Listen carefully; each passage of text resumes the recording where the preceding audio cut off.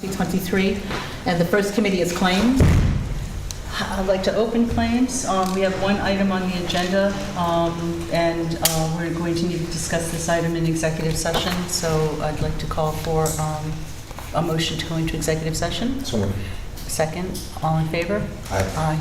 Okay, so at this point in time, all members of the public will have to leave, and we'll call you back in after we finish the claims committee. Thank you.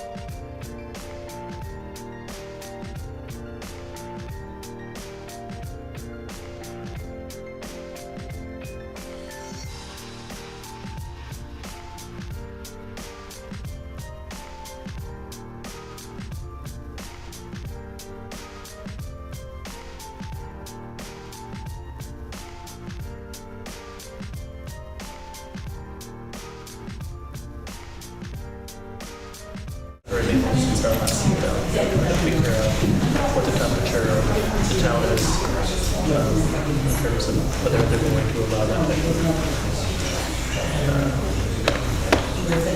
activity. National Grid is also expressing interest. And they wanted some easement across some of the property. That's initially they had wanted, grid. Grid gets access. Okay. Give them an easement, but Grid access.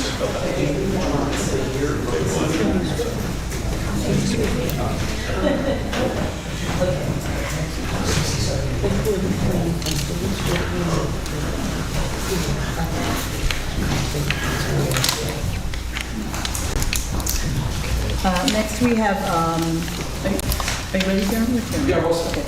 All right, we have two presentations. Ms. Farber? Good evening. Our first presentation will be from Better Community Neighborhoods. They'll be here presenting on the ARPA funds for the Hamilton Hill infill project. They previously submitted an extension request for the council, so today's presentation hopefully will provide a little bit of clarity and support for that amendment. Ready? Those are for people at home, not here. On TV. Good, you can hear me okay? Yeah. Okay, hi, I'm Chad Kilborn. I'm the president of the board of Better Community Neighborhoods Incorporated, and I will talk through the what we call the Hamilton Hill infill project, which the ARPA funds were allocated for, and then answer any of your questions. And you want this to be like 5 minutes? Oh, well, okay, yeah. Yeah, quick? Okay, so my grandfather always told me to be brief and be seated. All right, so we're talking about rehabbing 26 units, all of them in Hamilton Hill, all of them currently substandard along the streets, Page Street, Germania, and Schenectady Street, and all of them are in the city. Households to be served, defined as households with incomes of 80% of area median income. So, here's how I'm going to go through this. I'm going to tell you what's happened so far, and then where it's headed, and then I'll answer your questions. Thus far, BC and I had about a $200,000 grant from the Enterprise Foundation to do all the prep work, which is required to get the big state money to come in to round the whole project out. I've worked with most of you on stuff before, but not all of you. So, as general context, I would say this starts with the federal government. What the federal government set as guidelines and rules for funding affordable housing is incredibly complicated, and it takes a long time. So all of that is within that context. So far on those properties with the enterprise funds, the site control has been achieved. Integrated physical needs assessment has been done by, it looks like, KOW Building Consultants. The environmental review was done by CT Mail. The asbestos, lead, and radon testing was done by CT Mail. The certified property surveys was done by L. Cipperlin Associates. The schematic design drawings were done by Troy Architecture Practice. The SHPO, the Historic Preservation Review, was done. The zoning analysis was done, and variances were granted. BC&I did that. The market study analysis and property appraisals, the new market valuation consultants, that has been done by them. The construction cost estimates were done by Krista. The identification of the financing partner will be Community Preservation Corporation. BC&I did that. There are a couple different paths. I'm a path to victory guy, and so you always have to figure out what pots of money does the state have and how are they going to do it. I think this is going to track towards home ownership opportunity for most of the units. I'll talk more about that in a minute.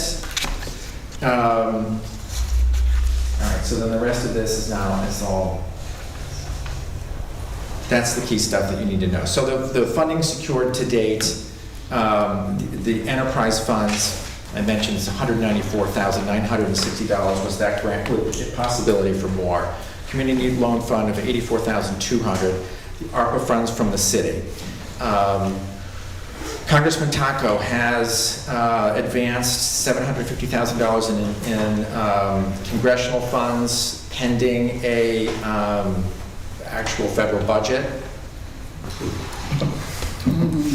All right, now I don't need my notes anymore. I can talk from here. So from this point forward, the local foundations have come in. We have 2 offers from local foundations. One of them for home ownership. This is a softer one that would be north of $500,000. Another one, a harder one, which would be a 7-figure grant if we used all of the units to place single mothers with children who needed somewhere to go.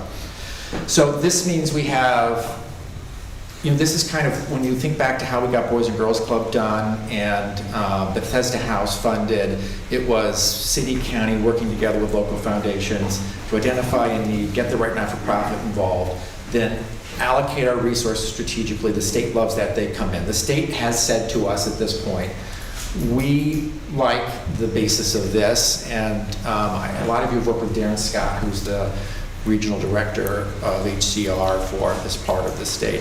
He has said he's going to come and sit down and plot out which of the state pots is most ripe for this. So I think I should stop. That's a lot of talking for me. So I'll stop talking and answer your questions. But I think where we are at this point is a lot of this spade work. I read that whole boring list because it's all the stuff that people in the public don't see, but it's the prerequisite for the state to come in. We've got all that done. We have the various different pots of local money lined up, and the state is now saying, yeah, we like the trajectory this is going on. We'll sit down and figure out how, which path to go down. They have to rank and score them. But if you think back to the Craig Street project, Hillside View, Mosaic, which got funded in Mount Pleasant last year, Bethesda House, all of those went through 1 or 2 applications, and I think on Hillside View it was actually the 4th time it was funded.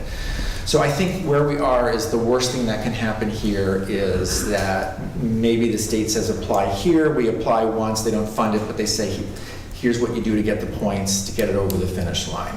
All right. It's a lot of minutia for me, so I'll be quiet and answer your questions. So what is your shortfall on funding for the project? What is the overall cost of the project, and what is the, what's the gap in funding? It's an affordable housing project, so that number always moves around. We're probably going to ask the state in the neighborhood of $5 or $6 million, I would say. For the total project? For the state. So I think Okay. total would be between 8 and 9. Okay.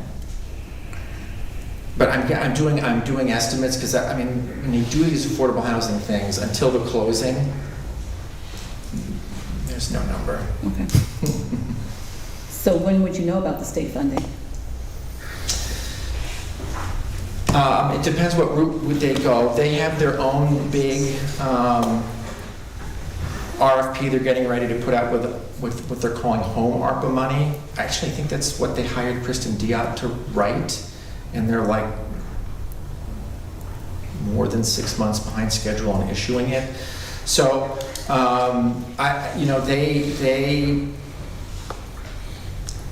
the funding cycles take 6 to 9 months. They generally do. Mm-hmm. Okay. And so I think part of the other thing is you're asking for an extension? Yeah, I think, yeah. Go ahead. So how long is the extension request? John? A year. That's for a year. All right. So then the request is for a year, and then we work with Ryan Lawler, who was the State Housing Commissioner and did for 30 years the closings for the state on these things. He's an expert on all of the rules, so we would ask Brian to sit with whoever you wanted him to sit with to make sure all the rules were followed. And you know what I mean? Because you've got, on the ARPA funding, you've got your set of rules Yes, from well, the feds and rep. The treasury has their set of rules. Yeah. So I do think that with your staff involvement and Brian's involvement. Brian's very good at making sure the rules are followed. So within a year, we'd have a path. The state would have it on a path. So A because, funding path that satisfied the rules. well, the rules are that it has to be allocated by the end of 2024 and then spent by the Yeah, end of I'm 2026. confident we can figure that out. Other questions, Mr. Williams? Mr. Williams? So I'll defer to the Mr. council. Williams? Okay, so if you wouldn't mind clarifying, you said at one point that there were two different directions the project could go in, one being homeownership and the other one single mother households. Is that a decision that BCNI has come to, or are you still evaluating the funds that you're going to receive, and does that affect the project scope? That will have a lot to do with the timing of what the state says they have funds available for, sort of first, second, third, and fourth. I think that from my seat as president of the board of BCNI and my seat at the foundation, I think we have critical mass to do both over the next couple of years. It's a matter of which funding path presents itself first. We have a need for both. We have some government funding set up for both. We have strong commitments from local foundations for both. Another one of the tricks of these affordable housing projects is that smaller is harder to do. If you do 10 units, it's harder to do than 60 units. So we're talking about 26 units here. You know, one thing we could do is break it and do, 15 of one and 11 of another, but that actually makes it harder to fund. So we have to flesh that out with the state. Does that answer your question? Absolutely. Yeah, because there's not clear-cut black or white on some of this stuff, so I will do the best I can to give you a correct answer. Yes, Carmen. And like with previous requests that we've had, in terms of the state funding and the point system that grant would go through, is it your opinion that obviously what we do here would help in terms of the points that you might need to accrue from that state? Yeah, I think there's two answers to that. This is what we learned from the library branches, from Boys and Girls Club, from Bethesda House, from a bunch of the other projects. They do have a scoring 0 to 100. They give you points if you have foundation money, if you have city money, if you have county money, all of that counts. But they also like it better. I think what's motivating state officials to say, we're going to come meet with you and figure out how to get this done, is they see that Schenectady has started to be really successful at this formula, one, and they see it coming together here. And then, once they do that, they help you choose the path that's most likely to succeed, which is why I feel comfortable that the worst thing that will happen is maybe the first application goes in, like with Bethesda House, and they came back and said, we're not funding it this year, but you're close, and here's what we want. If you do 1, 2, and 3, you'll get it over the finish line. And Kim Shepard and her team did a great job of doing that. Mayor? Thank you. Again, this project in the YW, are getting some state attention. They're good projects. Our rapport with those agencies is very good. The team that's here has good connections, good track record, and so I would recommend that some extension be given in this funding scenario. It's one of these things that puts us under pressure to get them done, but at the same time, pointed out, we're not just going into a vacuum. It's the state weighs other projects across the state. I think we're in a position to score very high in the things that we've done leading up to this application or this process, where we've consolidated two groups, brought them together under BCNI. It's the one time it's been done in the state. The governor, the legislature keeps talking about doing housing initiatives. So there's some of the money that's on the table now and in the pipeline, and there's going to be something in the next governor's budget one way or the other. I don't have any inclination what that is, but we want to be positioned to advocate and follow up on any opportunity that exists there. So it's somewhat of again, a dynamic process, but I think we're in fairly good shape for a number of things that we're doing here and our track record of doing things in the past and actually being able to implement, get things built, get the construction done, get the buildings open, and get people moved into them. I think the YWCA project, that's been in 3 times, but I think it's on path to get funded now. Yes. Yeah. I do have one other tiny question. Has the county contributed any money to the project? You mentioned. So I've been in Asia for 2 weeks. I'm fresh off the plane, which is not a good use of the word fresh. I can't remember off the top of my head, but Metroplex is going to come. They're going to, now that the state's coming, they're going to come and figure out what they have to do to help get it over the finish line. But it does. I can't do. County have any money in yet? No. Thanks. But they'll figure it out. They'll be part of the solution. Madam President, Mayor. the other feature of this in terms of the bigger impact is we've done projects or doing one where it's, it's one building, it's one site. This is a number of houses throughout the neighborhood that it's a little bit more complicated to put it all together, but the impact is going to be far greater in the overall transition and visual aspect that's going to happen within. That's completely correct. I know he brought some visuals, so if you want to. Oh, you want to put them up? Yeah.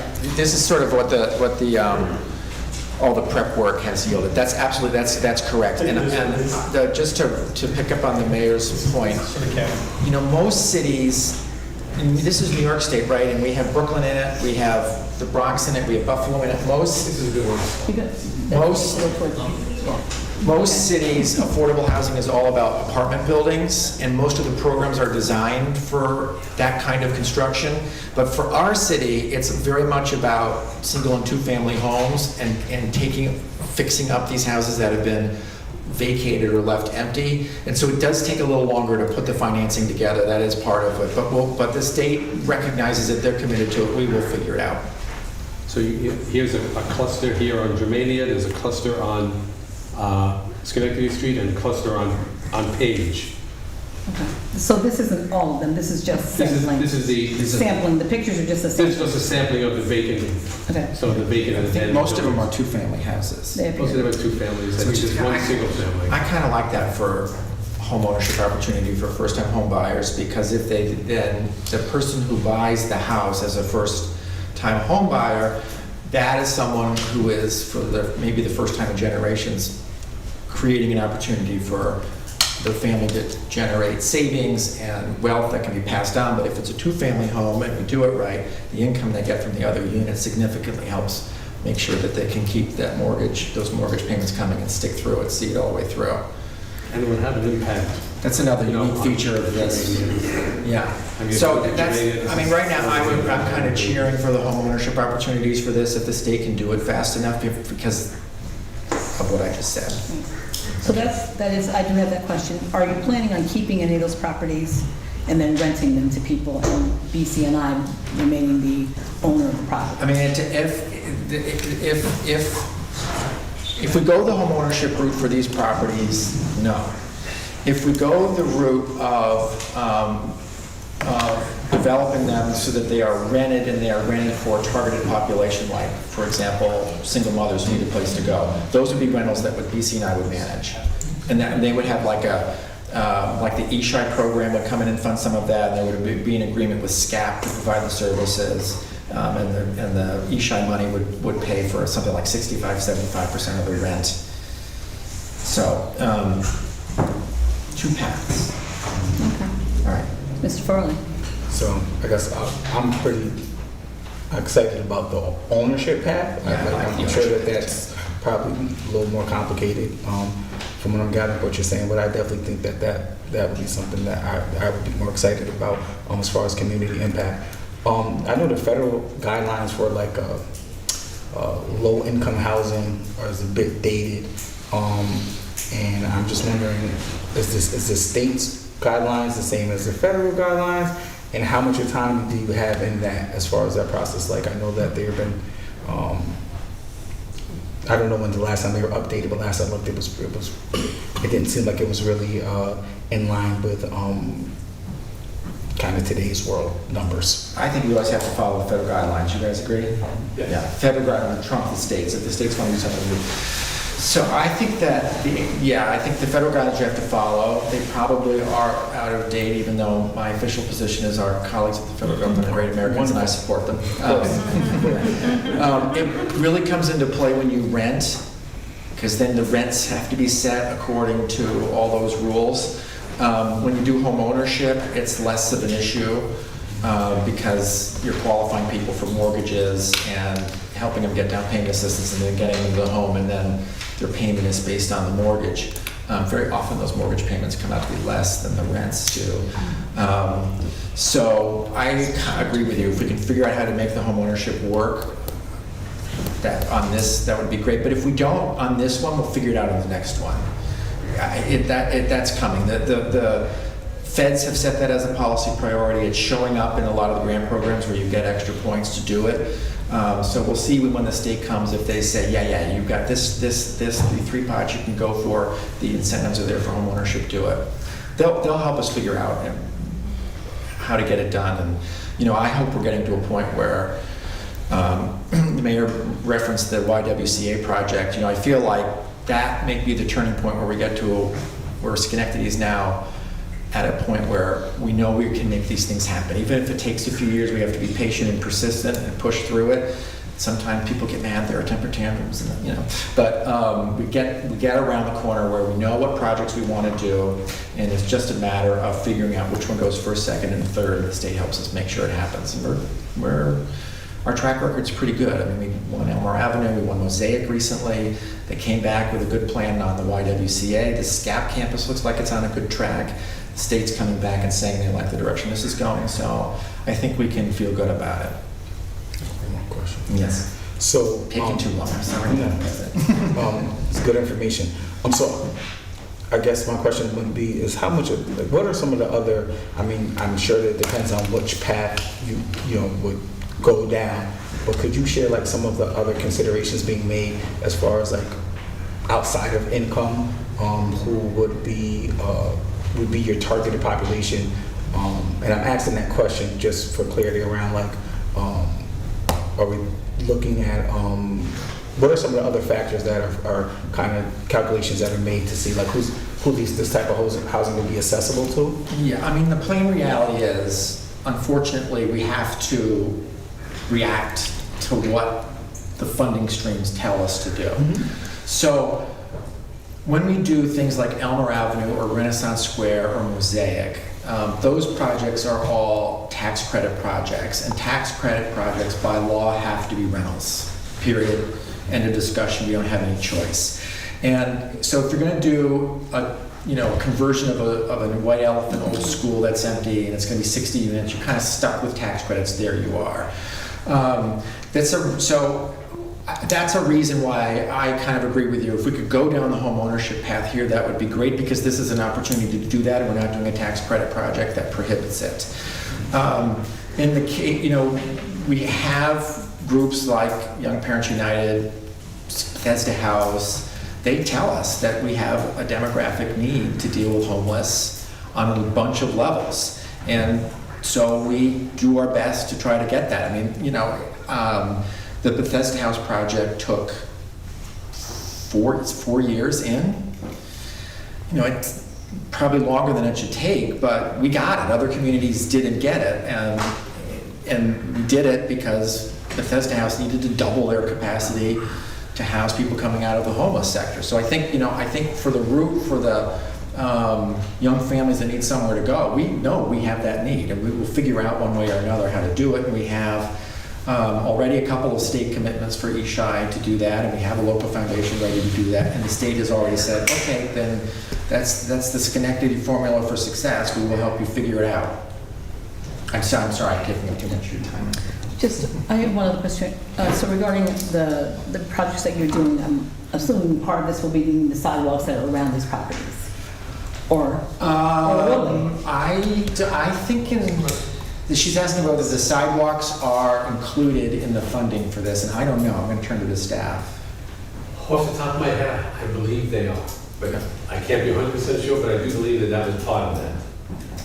That's what you bring in. When we did the last things, when we did the Surrey project, we did all the sidewalks as well. So I do believe that's part of it, but I can certainly get back to you with specifics if you like. Yes, I would, thank you. My pleasure. More questions? If you could, though, just all the information that you gave us today in terms of the funding, et cetera, if you could provide that to us in writing so that the entire Okay, council... all right, so I think Alex has like a 40-page thing that shows all the boring stuff that was done, and then we can get you a summary too. Yes, unless people want the 40-page. You can, you know, if you have insomnia, it's great All right. cure. Thank you for coming. All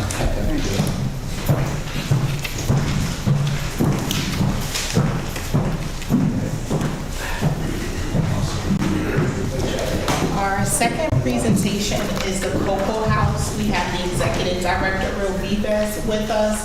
The Cocoa House previously submitted an amendment that included a change in the use of funding. So today he will be presenting and providing clarity to the council on the use of funds change.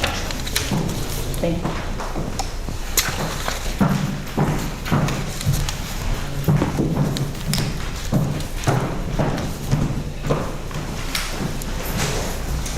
Take one pass down. Thank you. You're welcome. Do you need this? Or you're... No, I you need that? think Lori's just gonna. Here you are. All right, I'll take one just in case. Okay, fair enough. Thank you. You're welcome. Pretty sure I know what it says.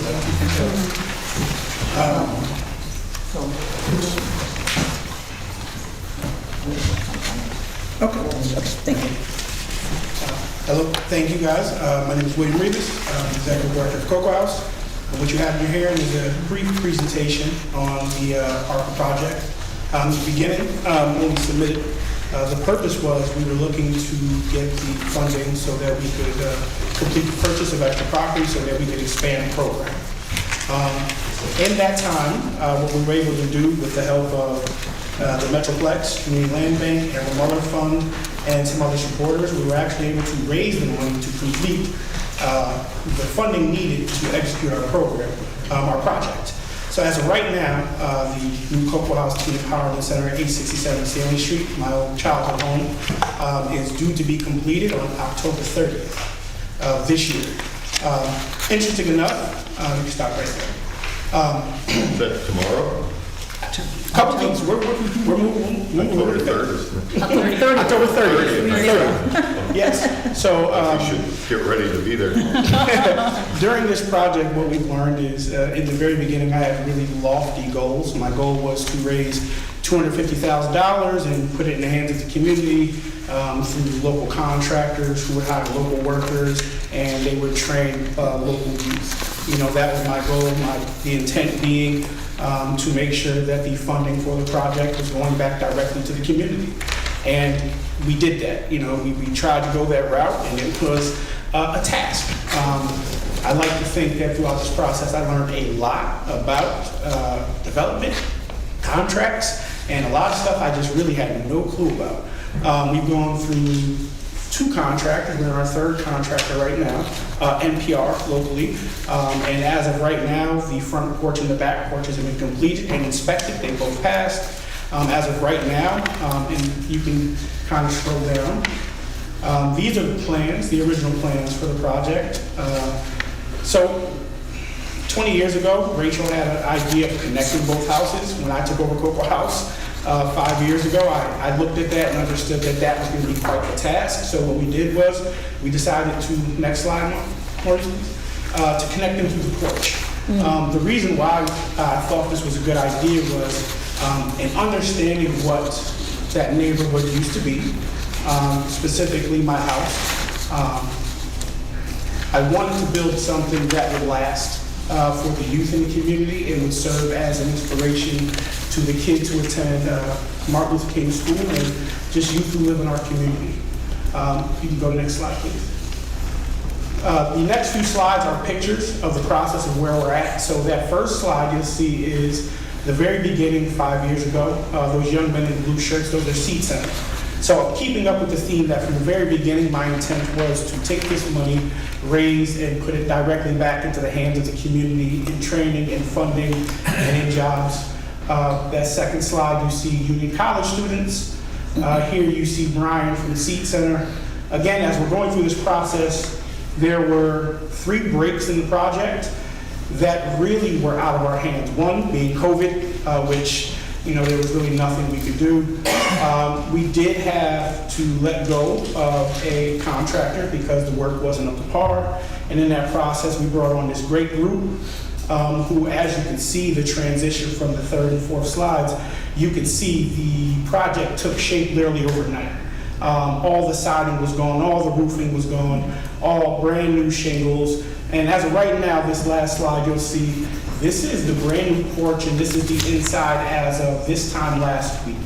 The insulation is up right now, the sheetrock is inside and the walls are ready to go up. We have all the plumbing purchased. The group that we have now working with us, NPR, they actually work six days. They work Monday through Saturday. Rafi and his team are absolutely amazing. The request came for us to pivot for the ARPA because what I realized throughout this project was it's been 25 years and Cocoa House never had a full-time staff. Cocoa House has survived solely for 25 years off of volunteers. So what I thought about this time last year, that's my wife with the kids, was that we have this great big project and it's gonna get done. And we're gonna have this program space, but we need staff. We need people from the community to hire, to work with these youth, people that we can train, that we can pay adequately. Because again, the pivot with the ARPA was that we raised the money for the building, but we're still putting money back into the community. The money, the pivot for us is taking this money and hiring local families. Because what we're also doing, which I took a lot of stuff, context out the slide is, what's also going to be in this program is we're building the first Broadview Financial Literacy Center in the Hamilton Hill. So Broadview, we have a partnership with them in which they're going to provide financial literacy classes to the community, to families and youth as well. Because we believe it's important to have a financial institution like Broadview to invest long-term education, financial literacy courses and opportunities for people living in our community. Why am I in a contract? We've already raised the money needed to complete the 867 project, $60,000 from the city of Schenectady. Thank you guys. For the CDBG, $60,000 from Metroplex, $50,000 from Community Land Bank, $25,000 from the Amber Motor Fund. And we are due to be completed, like I said, at the end of the month, grand opening of the first week of November. We have raised the money to complete the Community Green Space Project. Union College student Jesselyn was awarded $9,000 for the project in 2022. That is due to be completed the first week of November as well. We have currently met with, and there is an agreement in place for the purchases of 28 Stu Ben in place for them to donate it to Cocoa House should the purchase go through, at which time we will demolish the property and add it to our community owned green space on the corner. And we already have a letter of intent that's been approved and agreed upon with the Schenectady Foundation. Should 28 Stu Ben be secured and given to Cocoa House, we have the money in place for the demolition.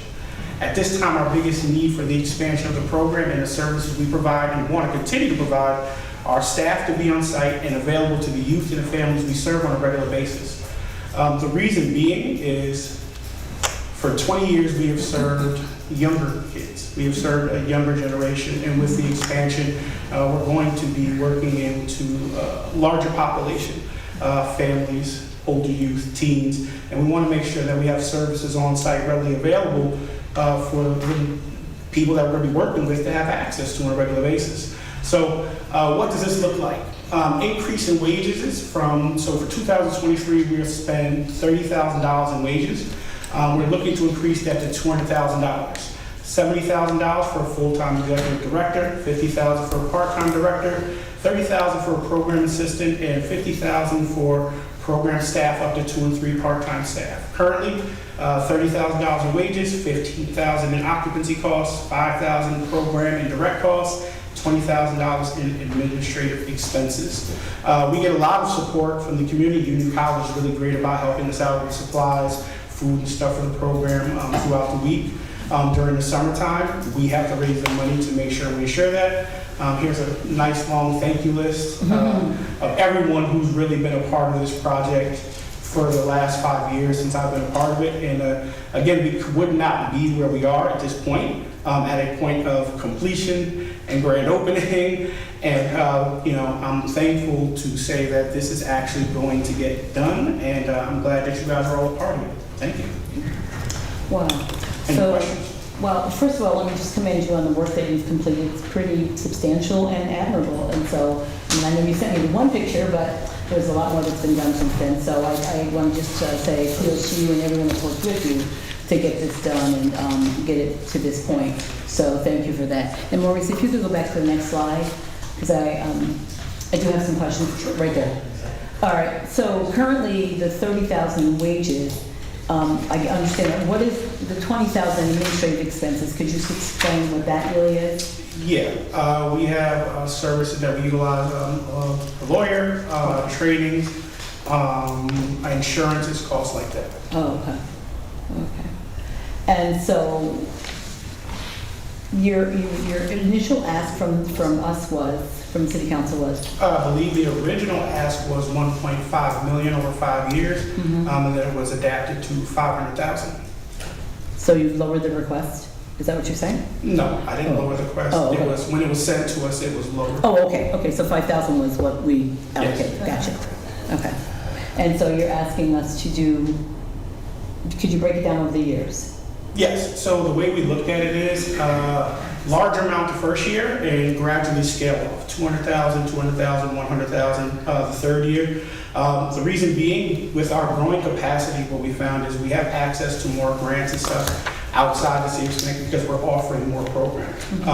What's really been great about this process is we found a way to sustain our program and grow it without stepping on the toes of any of the other programs or what they're doing. We found ways to collaborate, partner, and find space where we can all, being part of the Schenectady Youth Coalition, being part of the 22 youth organizations, we're supporting each other.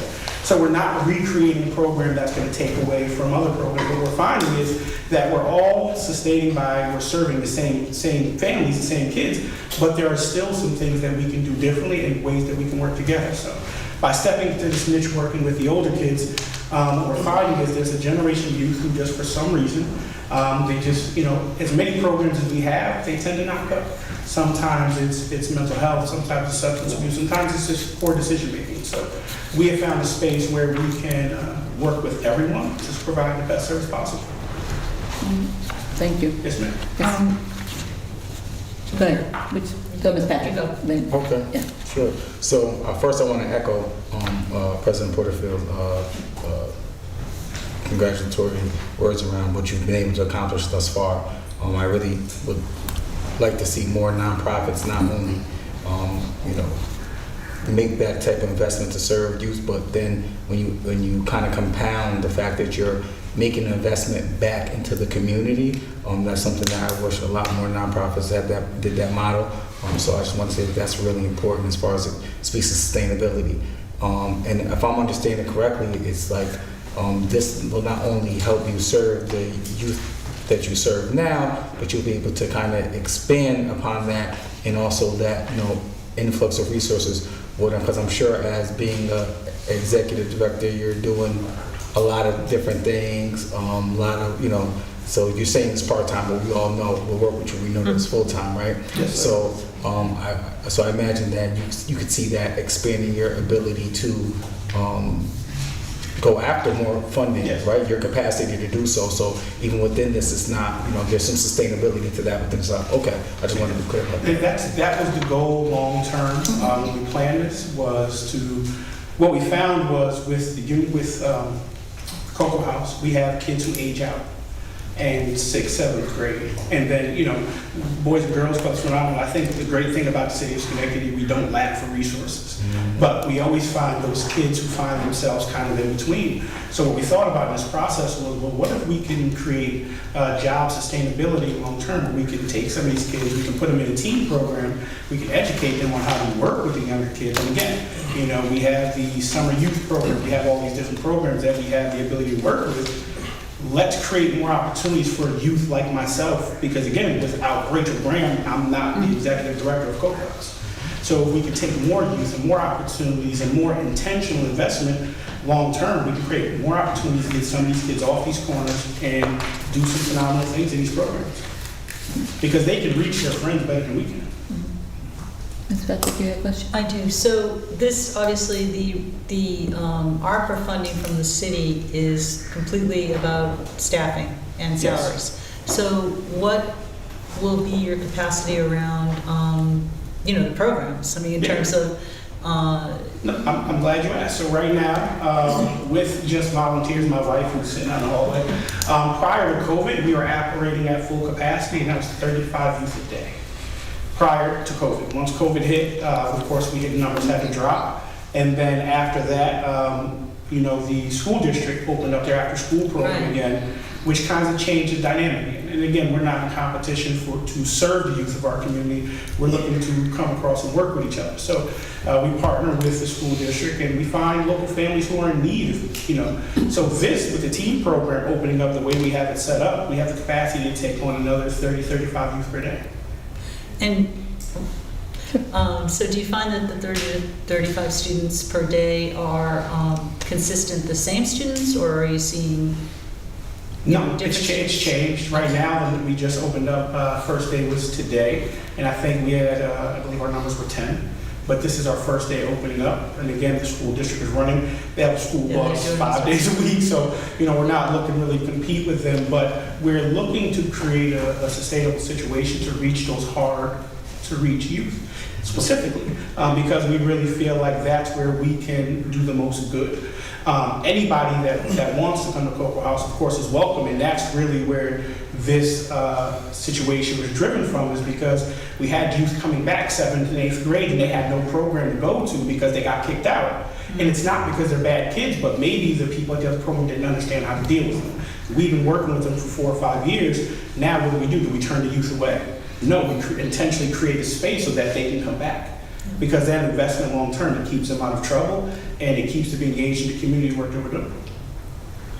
Mr. Mutafaran? Ms. Rivas, the document you submit to us with regards to this amendment, you are looking at the salary line. You have $600,000 over 3 years.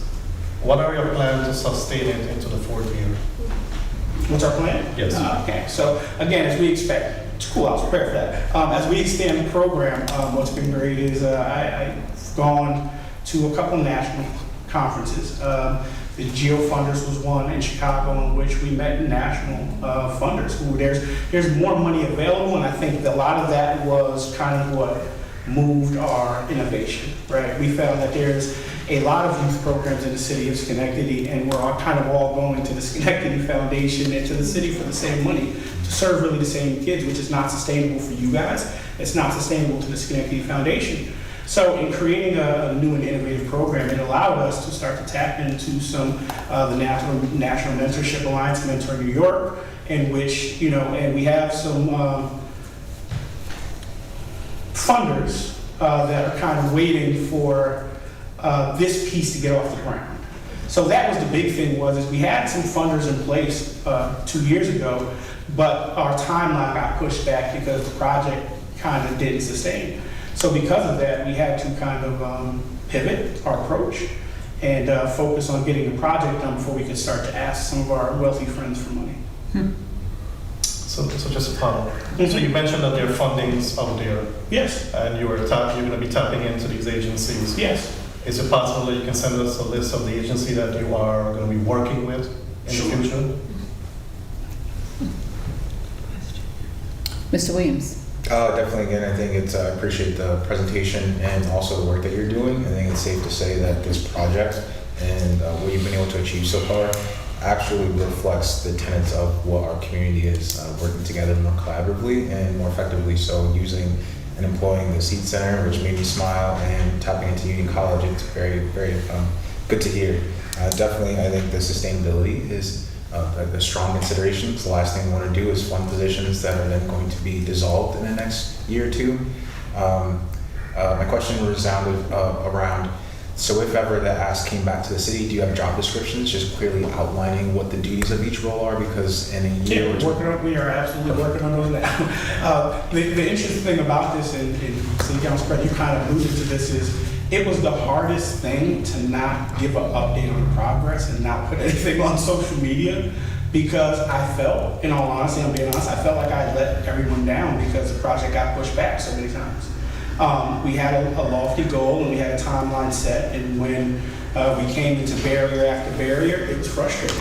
And so what happened is our focus just became strictly getting this building done and then building everything else kind of really around it. And now that we have the right people in place, we have the timeline in front of us, it's allowed us to go back and focus on those things which are incredibly important, because again, to create sustainability, again, like Mr. Blueberry is talking about, is we have to have those things in place. Very clear dialogue, very clear program outlines, and I want to flesh those out, but my priority right now is just getting this building done, because I just felt like so much was riding on it. Thank you. But I can send them over to you, it's not a problem. Appreciate it. And actually, if you send Ms. Michael, she'll make sure the entire council. No problem. Thank you. Mr. Wood? Yes, Mr. Hurley. So just listening to kind of your response to Mr. Williams, I think that, and kind of also to your point, Mr. Minavarian, I think, if I'm understanding it correctly, part of the sustainability is really growing your capacity to seek funding, because I think a lot of times we have some of our smaller nonprofits that make really, really big impacts, but necessarily don't have like a development office, if you will, Yes. right? So just, as city council, we're moving to try to be more equitable in the approach that we do things, including funding. So I think I just invite my council members to consider that as well. That part of some of this is some of the sustainability plan is about giving some of those smaller nonprofits that make big impacts opportunities to grow, and that would kind of help sustain them along the way. And we're working with Bob Perot and the Schenectady Foundation to grow exactly that. We're actually working on growing a nonprofit incubator in the city of Schenectady, where smaller nonprofits who work for a certain budget can actually have access to grant writing and development services without the overhead costs. That's been a part of this process in the background that we've all really been working on, because it's not sustainable. When you look at this approach, I know it looks like it's a lot of money, and it's like, what's the dollar versus impact? When we talk about the work that we've already done and the work we're going to be committed to doing, when we show the development model that everybody, all the nonprofits in the city of Schenectady are going to be able to access these development approaches, it's going to make it sustainable for everyone long term. Well, I mean, just to echo what Mr. Farley's saying, I guess I'd have to also say, I know that in your vision here that you're going to revamp the board of directors and activate them. Yes, we already And then in terms of, full-time executive director, I mean, obviously, that would be a huge part of the executive director's role, will be going out and continuing to look for money. And that's why the program people would be, working with the youth, et cetera, but the board's going to have to, also have their influence. Our friend Josh Kozak just joined our board. Oh, I know. So we've revamped our board totally in the last year or so to really maximize the potential on the vision. Again, January 13th, we're going to be doing our 25th anniversary fundraiser at Union College. So again, there's a lot of intentional pieces that are tied into this, but again, to be mindful of the time, I really stripped a lot out. Well, congratulations on getting the building. The building done is amazing. It is. Thank you very much. No more questions? No? Yes, there is. Yes, ma'am. So you, in terms of the salary, you are wanting to spend all of the ARPA money right up front. However, you did mention that you had other opportunities for funding. So is there any way for, since 500,000 over 3 years, it could be a little bit less. Is there any way for you, or have you considered maybe getting some of that other funding in place, or leveraging this funding to get some of the other funding in place so it's not all the ARPA money spent Yes. right at the time? So is that a possibility, something you've considered? Yes, that's why we're doing the 25th anniversary fundraiser January 13th. I was kind of planning for, because again, we've had lofty requests and our timeline was pushed back. So again, to be mindful and respectful of the council and the city and everyone else, we've been committed to doing the work first ahead of time, because it shows that, again, we're trying to be collaborative. So We do have some conversations in place about some outside funding. Again, the bigger thing was getting the building done, because once I have the building, then I can go back to some of my funders and say, hey, listen, we're ready to start a program on this date. So that allows us to get some of that other funding in place, but the building piece was really the cornerstone to locking all that stuff in. But again, planning out the fundraiser, planning out some online stuff as well. We do have a plan in place. Yes, Mr. Torres. Hi, well, thank you, Mary. So, you mentioned there were 22 other youth organizations here in the city? Part of the Schenectady Youth Coalition, yes. Right. Is there anyone, I know where your heart is, I really do. Is there any other one of those 22 that you can collaborate with that's doing kind of the same thing you're doing? Bring them on, or, you hear what I'm saying? We're collaborating with all of them. That's Right. the purpose of the State Youth Coalition. But as Right. far as the funding, Right, funding. we're all in the same boat. That's why we formed the State Youth Coalition, to not overstress our budgets, our staff, or our capacity, and to not duplicate services. So that's also the purpose of, I don't know, if you guys were part of the Schenectady Foundation, they hired the group from Atlanta.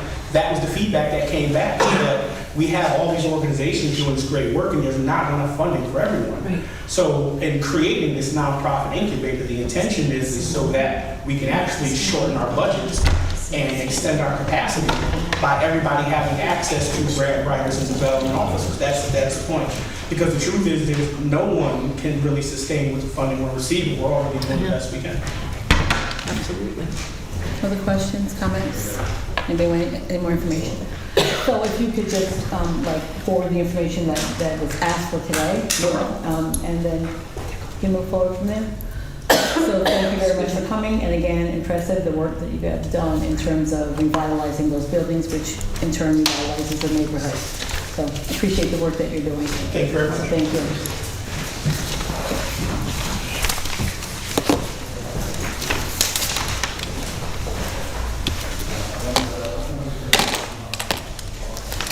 Okay.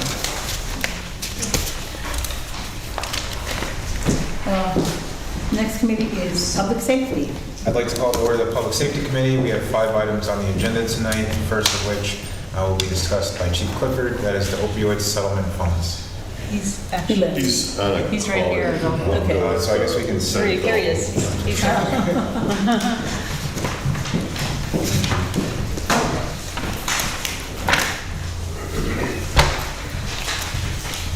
Apologize for that. No problem. Okay. Well, good evening. I have 5 total legislative requests. Lieutenant Dalton is going to assist me with the last one. And just one at a time, starting with the opioid settlement funds. Okay, the opioid settlement fund. So we have a total of $77,433. We are asking council to approve us to accept that and use that by funding our Schenectady County hub. The funds will be used for temporary housing, $70,433, $3,000 for transportation, and $4,000 for awareness of what the Schenectady hub is there for. And we're asking for no matching funds for this. The temporary housing would be for us to be able to offer housing to those individuals that need it, where no other resources can match their need for one reason or another. Any questions or comments? Ms. Clifford? So who would provide the housing? Well, the hub would make the phone calls in order to find a place that we could house the individuals. Most likely it would be a hotel or motel. Okay. That was exactly my question. Any other? Yeah, so do we have any guidelines for these hotels, motels, in terms of, habitability?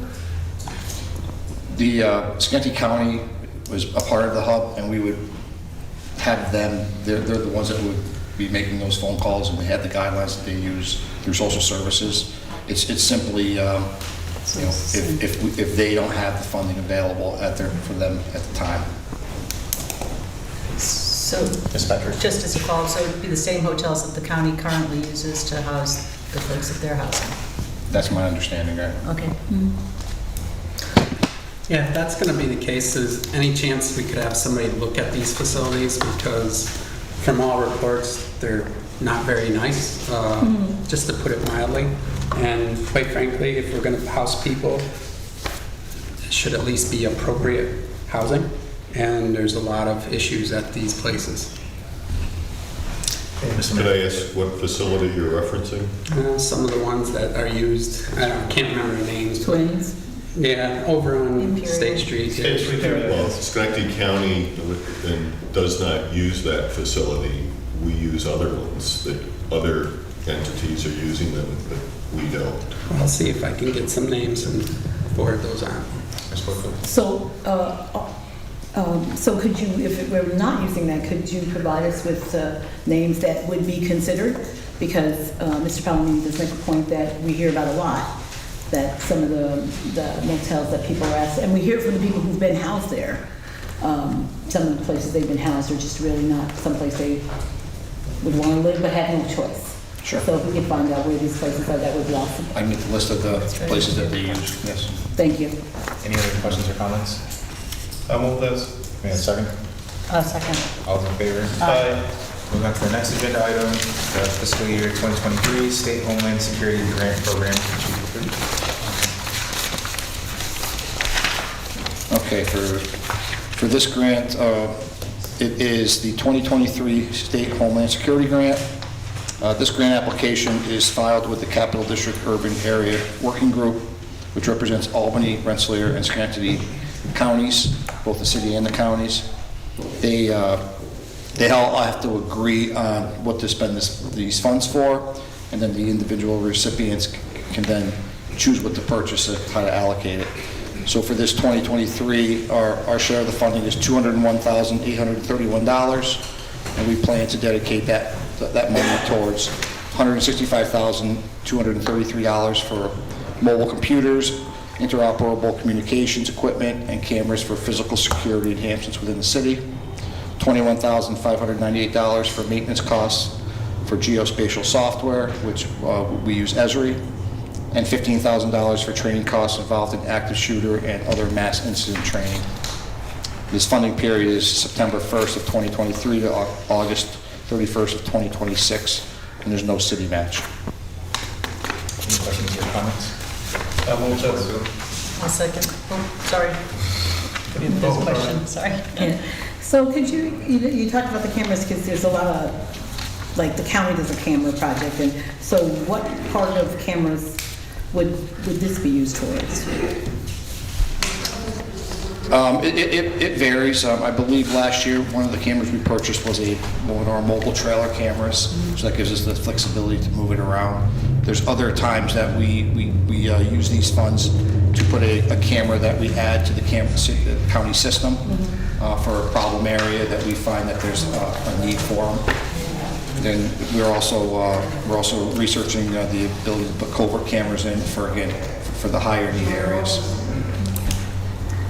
And then one of my questions was, I know previously you've identified that with our current technological investments, Axon in particular, was it these types of grants that are going to help offset some of those funds, or is this in addition? This grant is not one of them, but there are similar grants that we apply towards our Axon funding. But this one is not one of them.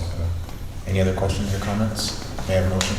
So moved. Second. All those in favor? Aye. The next agenda item is the Police Traffic Services Program Grant by the New York State Governor's Traffic Safety Committee. Chief Booker.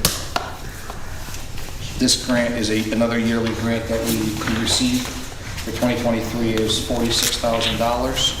There's no match on behalf of the city, and we use these funds for seatbelt mobilization efforts that are known as Click It or Ticket. There's $6,700 for that. Regular PTS enforcement, which is $37,520. That's where we go out and we just do traffic enforcement, such as on Kings Road, Council Roads, in any areas that we have complaints for speeders or people running lights or red stop signs. And then $1,780 for other personnel services. That's allocated for the annual conference that revolves around Governor's Traffic Safety Committee for a total of $46,000. Any questions or comments? Ms. Porterfield? So this is over and above what you already do in terms of enforcement? You do that anyway, this is additional to that? That's correct. We have regular staffed enforcement officers, and this funding, we do details where we bring them all together on certain periods of time to do, 5 or 6 officers at one time in certain areas to really impact it. It's going to be used towards speeding, we're going to need a lot more money. Yes, of course. Any other questions or comments? I'll second it. All's in favor? And the last item by Chief Clifford will be the grant award, law enforcement equipment. So this is a grant for $168,145. It's awarded by the New York State Division of Criminal Justice Services, DCJS. It's through our close relationship with DCJS that they offered us this funding, which we will plan to use for holsters, flashlights, optic mounting plates, and modular optic systems. There is no match. However, this equipment that we would be purchasing would be in conjunction with upgrading our firearms, which are getting close to being needing to be replaced. And we are currently researching moving our firearms from a 40 caliber to a 9mm, and we would receive a credit for the ones that we trade in, and that would offset the cost of the new ones that we do purchase. That is not a part of what we're asking the grant to be accepted for, and we would be doing our own research on securing the funding for whatever else is needed for those handguns. It's roughly $30,000, which we would see in cost savings on purchasing ammunition. But the better plan for that decision, we asked for this funding through the state, and we were awarded it, so we're looking to be able to accept it. Any questions or comments, Ms. Poe?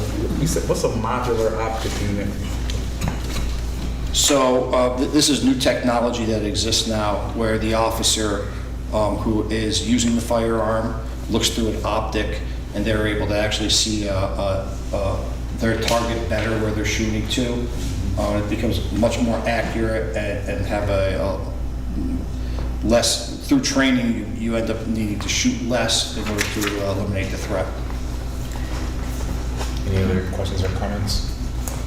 Ms. Patrick? Second. Oh, no. Ms. Porterfield? So you mentioned it, so I don't see anything in here. So if this modular optic system is new, is there anything in here for training on that? Yes, we would provide that. We would not ever switch them out without doing it during our annual firearms training, which is a week long. Okay, so just to be clear, we would buy this and we wouldn't use it until people have been trained on it? That's correct. And I asked this when we were having the legislative conference, so I just want to just if you could just explain, because I had a question regarding going from the 9mm versus the 40 caliber. Yes, and its impact on human life. So I wanted to know. Yeah, I don't professionally be a ballistics expert. From what I've been told is that the ballistics behind the 9mm are equal to or greater than that of a 40 caliber, but they're more closely related to being very close. Which the 40 caliber from the past of over a 9mm was better, but the technology has gotten such that the 9mm is just as good, and it's much cheaper to purchase, and they're smaller to put into the weapon, so it means that the weapon that you're carrying is lighter, which means that the drag on the waist for the officers is a lot less, which helps when we're adding more technology like tasers onto their belt. So it's for those reasons why most police departments, even federal agencies, are moving towards this technology. Any other questions or comments? Any motion? So moved. Second. All in favor? Aye. Before I ask Lieutenant Dalton to come up and be assessed, definitely, I hope it doesn't go unnoticed. The grants that this department is able to get should not be taken for granted. And would you mind, just for clarification, is that a credit to just your grant writers or administrative staff, or is it safe to say you can expect annually these types of awards? Yeah, I want to give credit to credit's due. I mean, now retired Chief Sieber he did a really good job networking and going out and meeting people. I also want to give credit to, Sergeant Weekly. He's one of the individuals that, through a relationship with DCJS, we put ourselves in a position where when we need something, we mention it to them, they assist us. Lieutenant Dolan, who you're about to hear from, same thing. He gets involved in the topic, and that's really what we do on a regular basis to achieve these grants. And then, we can expect certain ones every year, like the Governor's Traffic Safety, the Homeland Security one. The other ones are there's one-timers, like the one you're about to hear about and the one from DCJS. But it's fair to say that our department-wide relationship with DCJS has brought us lots of funding. Thanks, Chief. Welcome. And the last agenda item will be grant award, New York State Companion Animal Capital Fund grant by Lieutenant Dalton. Good evening. So this is a grant we were awarded for $200,000. It comes out of the Animal Companion Fund from New York State. This is a fund that has been increased under the governor. I expect that this fund's probably going to be increased more in the future. Previously, it was 1-to-1 match. They dropped it down to, I think, 25%. So right now, we were awarded $200,000. We had previous $150,000 in capital funds for this project. We have another $150,000 in this year's budget, so we have everything we need to complete the project. We'll be looking to improve or relocate our animal shelter. The state has passed several laws that are going to go into effect over the next couple of years in reference to the quality of the shelters and air quality and certain standards for the animals. Our shelter is currently certified, but I would say it's not going to meet those standards. So this is going to help us meet those standards for the future. We are required to either have a contract with somebody like Mohawk Hudson or have a shelter as a municipality. So this is going to help us greatly with a relationship with them. And should they come to a point where they can't serve us or can't serve the capacity we have, it will serve as backup for the animals that we do take in. Is there a question? Ms. Porterfield? So is our goal this to be backup? I thought our goal was for us to have like a shelter that's ours and maybe they be the backup. Just because I know that there's some costs associated with, and I think the city's taking a loss on that in terms of using their facility. Yes, the animal program has never been a stream of revenue, and I'll say it probably never will be. However, this looks to the future to build partnerships to help lessen that gap and try to build some revenue. I can say that I've gotten requests from Rotterdam PD, Scotia PD, Niskuna PD, PDs from far as Newburgh have come to me to house animals. We recently housed an animal for Newburgh Police Department for I think $3,500, so we did bring some money back. In reference to this grant, once this project is completed, we'll be eligible to sign up for another grant. And through that grant, if we partner with somebody like Mohawk Hudson or another municipality, we'll be eligible for a $500,000 grant. So really what we're working to do, short term, make sure we have that backup that we need. Long term, build the partnerships and build the facilities so we can bring partners in and bring other municipalities in and hopefully introduce things like training centers for responsible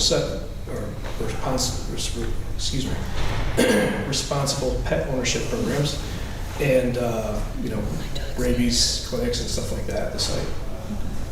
Thank you. Any other questions or comments? I want my dogs to be able to go through those trainings. Second. All those in favor? Aye. Thank you. Are there any other items to fall before the Public Safety Committee? Hearing none, can I please have a motion to adjourn? So moved. Second. All those in favor? Aye. We are Call to order finance, just one item, it's a reminder for the 2024 operating budget and capital budget public hearing that we have scheduled for October the 10th at 7 p.m. Reminder again, this is a public hearing for our operating budget, 2024 operating budget and capital budget. Any other item before finance? Motion to adjourn. second. All in favor? Aye. Thank you. Thank you. I'd like to call to order City Development and Planning. We have 14 items on the agenda, and first is the follow-up of ARPA contracts. Ms. Carver. Good evening again.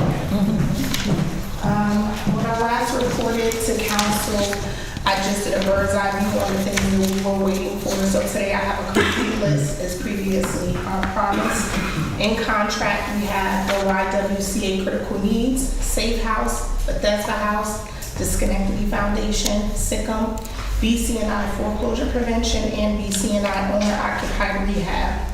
Ready for contract and pending council review is Green Market, Hamilton Hill Art Center, the YWCA Harbor House, and the Habitat for Humanity.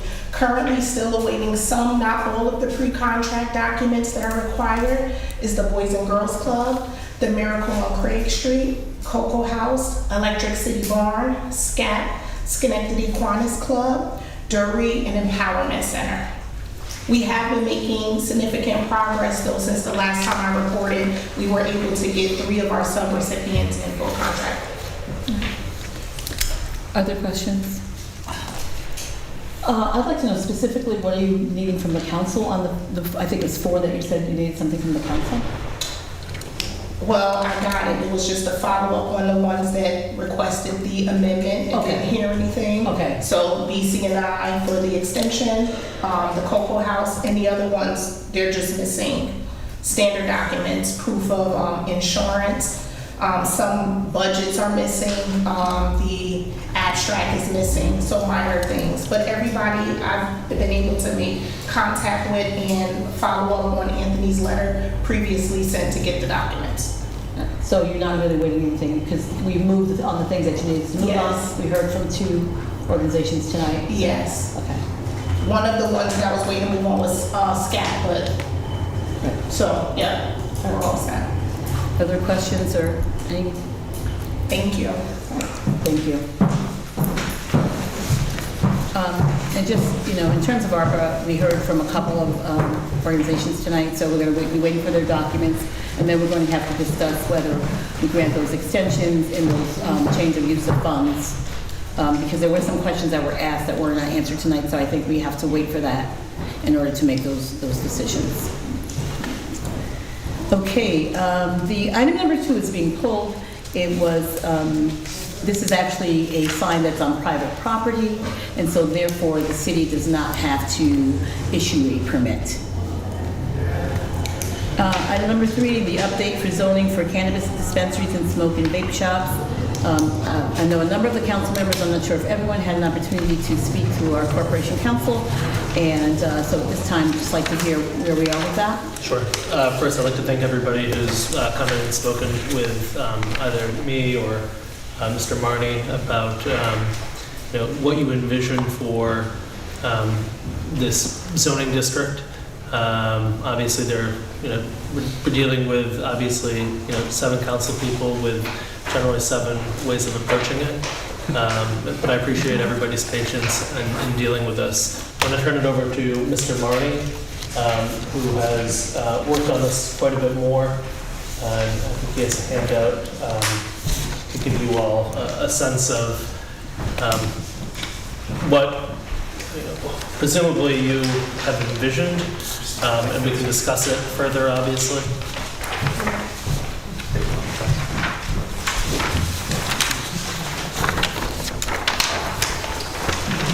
Thank you. Hello, everyone.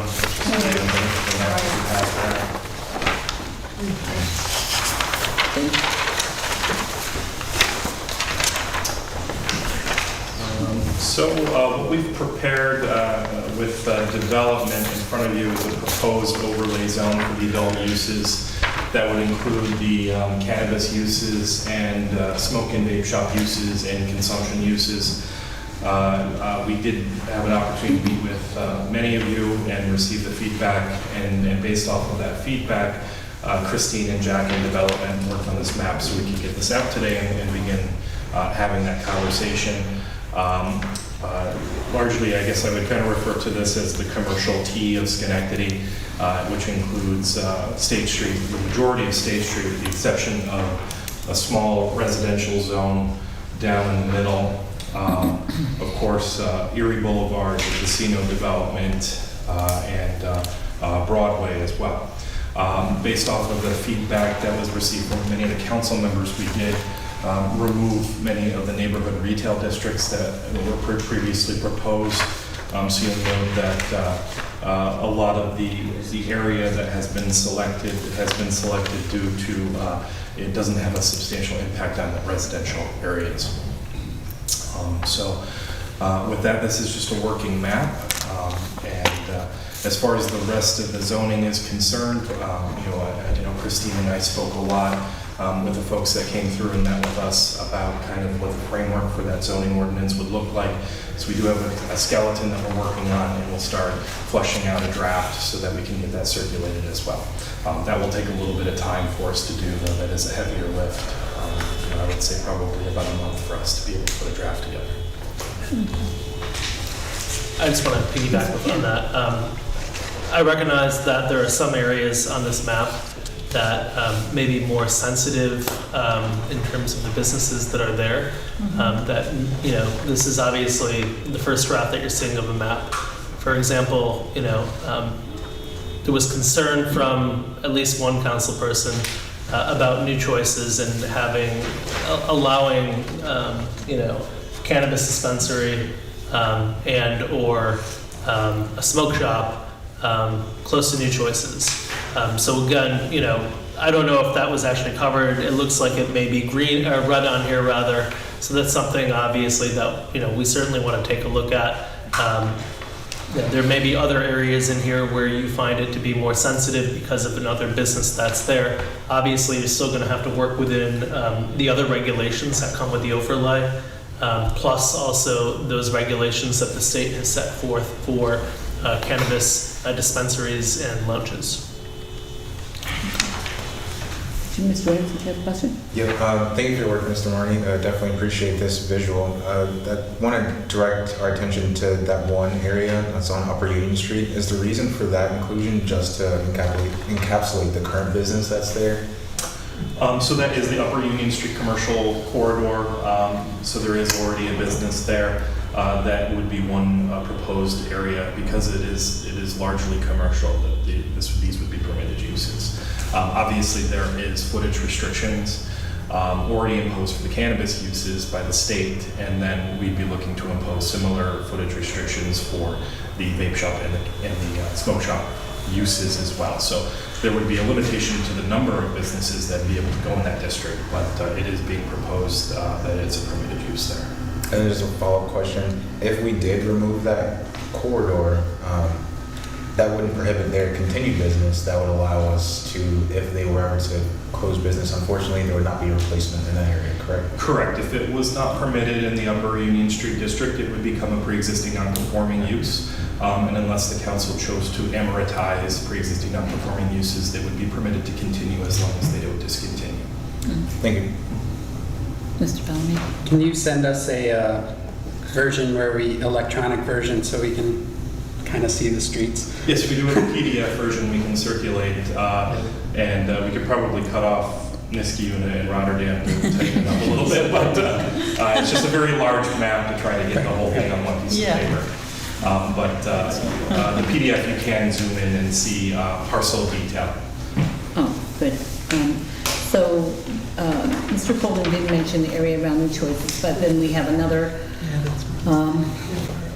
facility that's going up near Bethesda House, it's part of Bethesda House. So are those being taken into considerations? Because again, they house a more vulnerable population. Certainly that's something that we can take into consideration. It wasn't specifically discussed for purposes of preparing this map, but if there are certain things that the council would like to see or changes or modifications, we can certainly take that into account and hone in on those parcels and see where they are. Ideally, what we would want to avoid in a scenario like this is picking and choosing what parcels, so the overlay should be contiguous. Unless we're leaving out a chunk of an area for a specific purpose, like we did here. This is this little spot here is actually an R2 district. That's just kind of like left on State Street, so we did not do that because it's not commercial. But we don't want a spot zone, so we don't want to pick and choose one parcel versus, you know, the parcel next door is not going to allow, but 2 parcels down we are going to allow. So it has to be a pretty large area. Correct. If we want to make that distinction. But, you know, I'm not familiar with the area that you're referencing, so there may be a reason maybe that area shouldn't be included. You know, it's just, it's certainly something that we can take a look at. Mr. Williams? But I think to previous conversations, Mr. Colvin, that could be something built into an exemption to incorporate vulnerable populations. Is that correct understanding? An exemption, I guess I thought there was language also. well, you know, there's language that can be used, not for the purposes of cannabis dispensary, right? Because that's already being regulated by the state.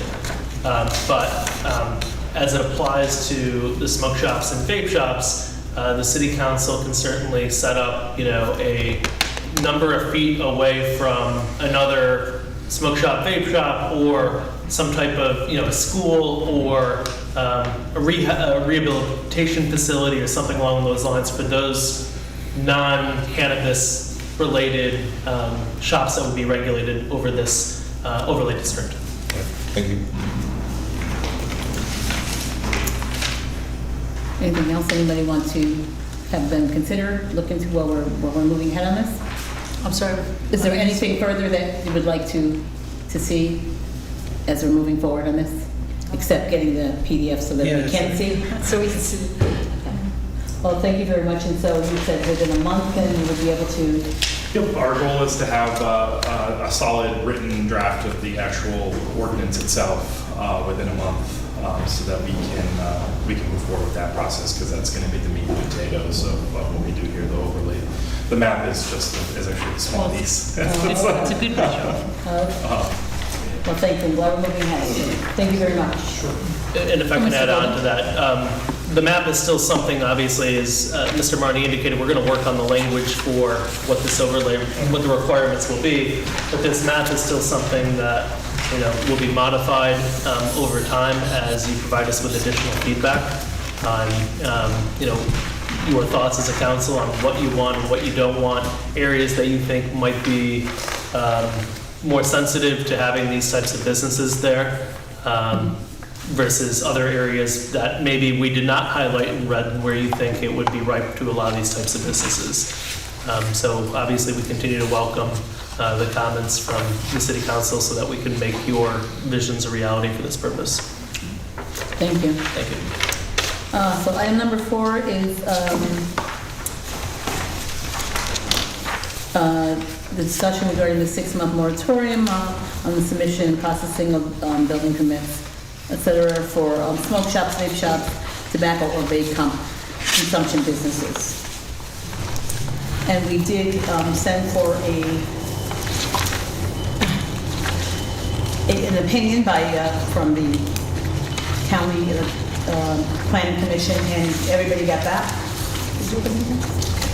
So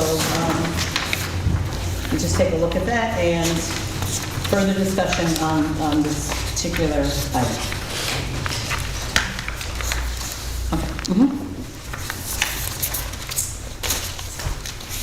Okay.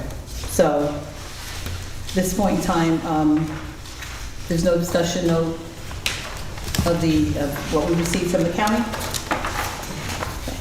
So at this point in time, we either decide whether we go forward with the moratorium or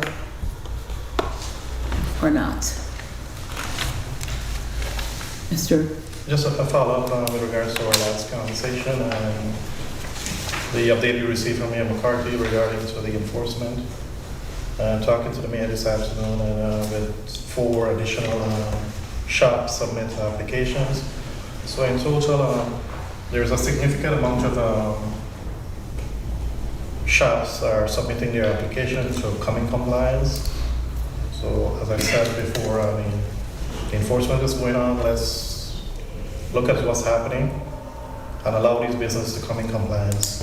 I don't think we should do a moratorium at this point in time. The enforcement, a significant amount of enforcement is going on. So that's my point at this point.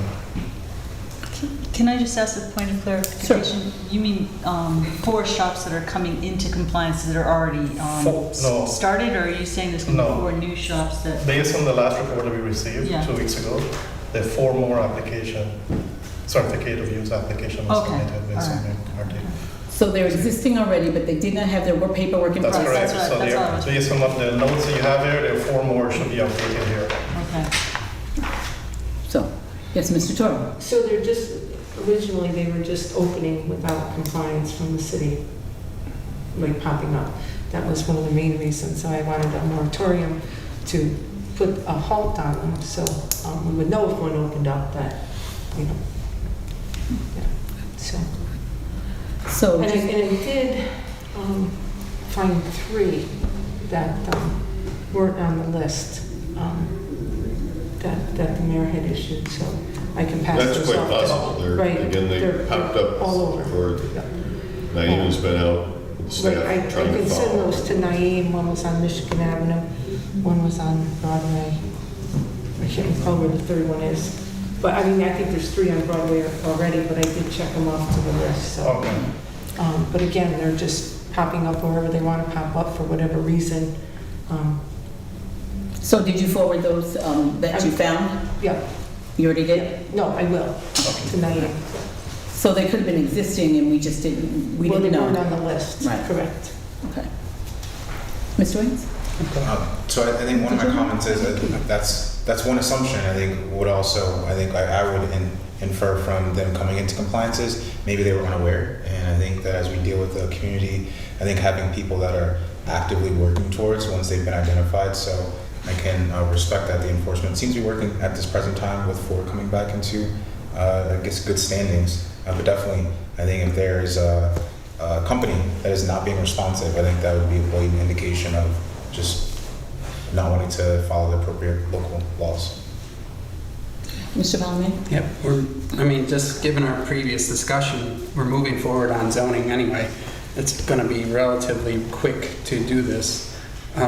Makes sense to have the moratorium. That way, if new shops do pop up, and they are popping up, we automatically know they're illegal. We can have those shut down right away. But the zoning process, we're looking at, what, a month, 2 months at the most?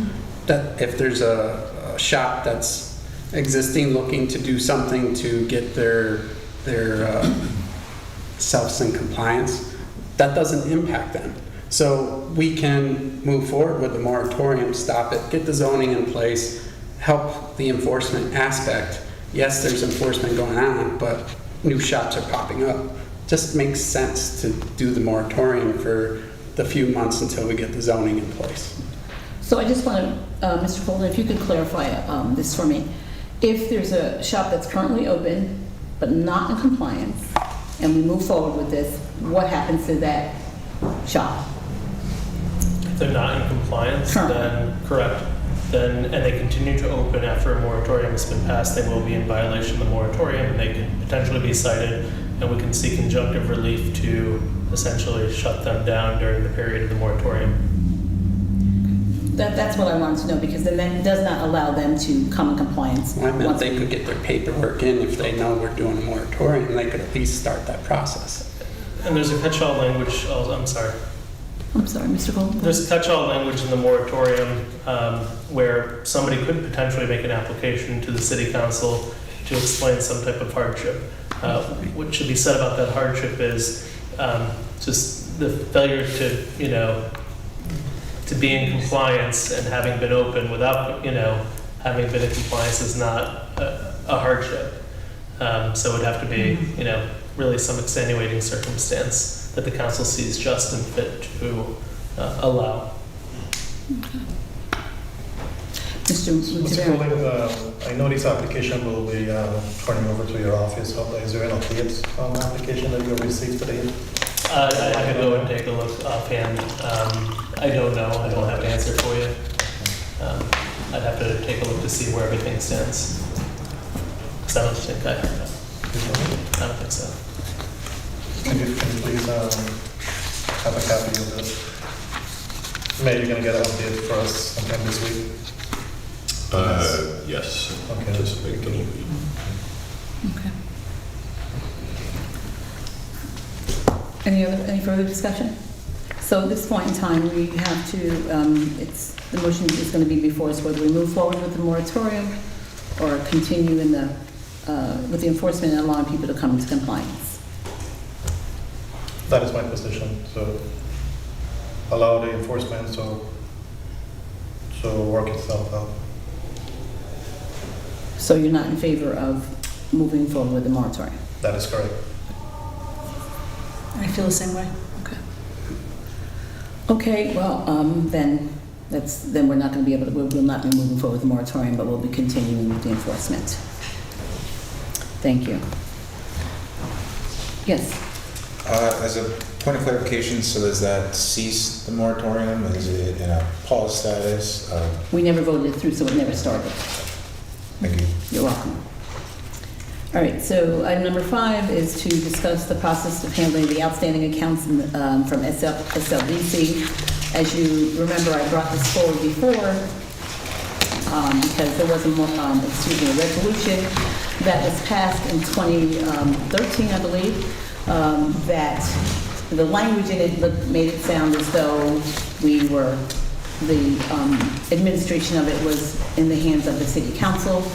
And so we passed that's not what we wanted to happen, but unfortunately the language was not, that ended up in the resolution was not what we had discussed at this table. So bringing it back for further discussion and clarity on what that resolution needs to look like to make sure that it's not the responsibility of the city council, but rather the city. So, Mr. Colden, if you would just Sure. further with that. I had the opportunity to speak to President Porterfield about this resolution, and I think we both agree that, the language could have been better, but at the same time, I think it accomplishes what it was meant to accomplish. Obviously, the city council acts as the body that would be accepting mortgages for the purposes of assignment, and that's exactly what happened in this resolution. The administration of what happens once we take, ownership of those mortgages would be something that would be carried out by city departments, as the city council doesn't really have the capacity or the power to carry out those mortgages. So that resolved statement here is that the city council agrees to accept the assignment and is doing so on behalf of the city. What would make sense related to that is because the city council isn't signing the assignments themselves to accept it, it was authorizing the mayor to sign it. So there was some confusion on my part, I guess, from the last meeting, because there was nothing here that I saw that had to be amended, because I think it accomplished exactly what needed to be accomplished. And those mortgages have been, and accounts have been assigned by SLDC to the city. I know Mr. Brown and I have been talking frequently about these mortgages, because obviously we have folks reaching out to us looking for satisfactions, and obviously also there's been a paperwork issue that the council's aware of, so we can kind of keep track of what was assigned and what was previously paid, and that's something that we continue to work through. So I'm happy to answer any questions that you may have related to this resolution, and any questions about any type of additional resolution that you all see fit to pass. So my concern was that the original resolution in 2013 did not, like, and for me anyway, spell out that the city council would do it on behalf of the city. But you're saying that because our only role is that that the city would actually do the administration and the city council would just approve it, then that's 2013 as it stands is fine? The one in 2013? Mayor? In reviewing this and have been part of the discussion, is that entity was dissolved. Mm-hmm. There were some assets that were outstanding mortgages, most of which, if not all of which, had been funded through city assets that had been given to SLDC. And that transferred those assets back to the city. And the follow-up is handled in the normal course of business. If, and the question has come up sometimes, if those mortgages were going to be discharged absent payment of them. So if a mortgage is paid, I sign the satisfaction saying that the city has received it. We do this in a number of times. Some of our our paper liens that we put against properties to make sure that they're owner occupied, other things. When those terms and conditions are established, I can sign that. If there was a situation where we were going to discharge the mortgage or waive it absent payment of it, it would have to come back to the city council, and the council would have to vote on it to say they've reduced the amount of money, they've waived what's owed, or whatever the final disposition that was being negotiated or entertained at that point in time. And so 2013 covers that, so we don't need to do anything further?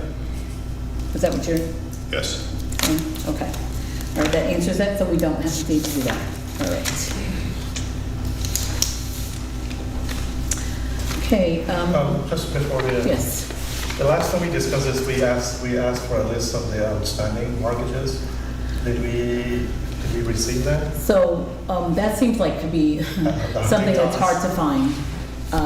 We've gone to something like Metroplex, and they thought some files were there. There will be, we think there may be some files here. So at this point in time, I don't know that there's a list. Mr.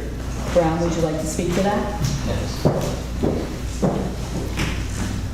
So currently, we have a working list that we're still expanding on. Certain files through the dissolution went to Metroplex because they also funded some of those.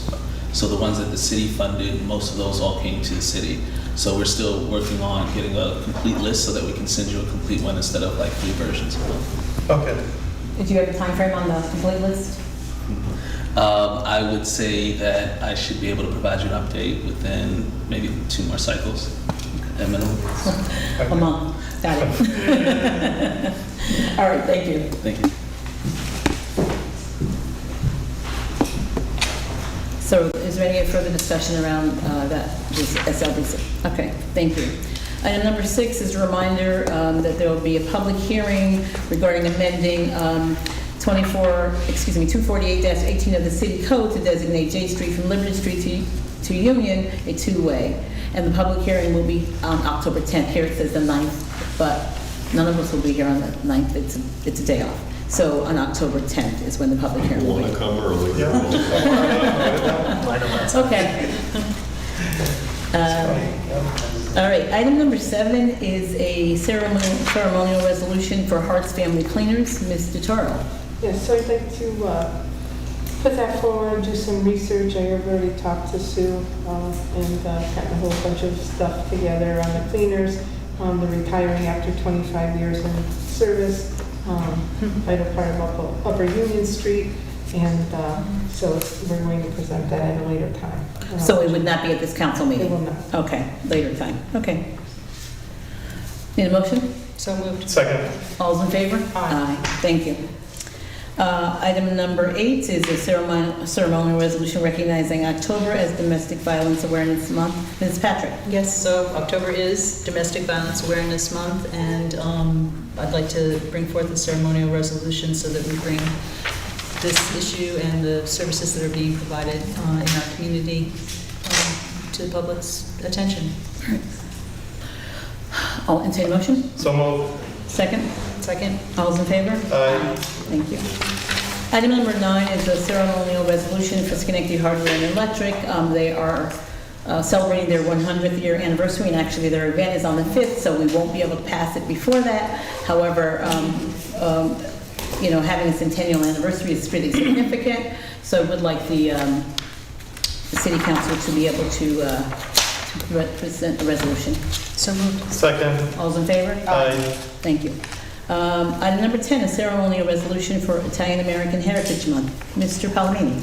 As the title says, it's Italian American Heritage Month, and so we recognize this annually. It's just a matter of waiting. I'll let Ms. Maiku know whether they'll be in person or would like it at their event. They're going to let me know in the next day or two. Okay, so we're not sure yet, but we'll know before Monday. Yes. Perfect. So moved. Second. All in favor? Aye. I would like to add one more ceremonial resolution because I think 5 is a good number. There's a woman, a young lady, she represented Schenectady in New York State. I guess they're still calling them beauty pageants. And so we met her at the Caribbean Day, and I think her last name is, I want to pronounce it incorrectly, so Mr. Mudavan, what is her last name? Boudou. Boudou. So would like to have Ms. Boudou come to the city council meeting, and you could all meet her and actually present her with a ceremonial resolution just honoring her for having received that distinction. So moved. Second. All's in favor? Aye. Thank you. Thank you, council members, I appreciate that. The last 4 items are for property sales and therefore will be in executive session. So I need a motion to go into executive session. So moved. Second. All's in favor? Aye. We're in executive session and all members of the public will have to leave.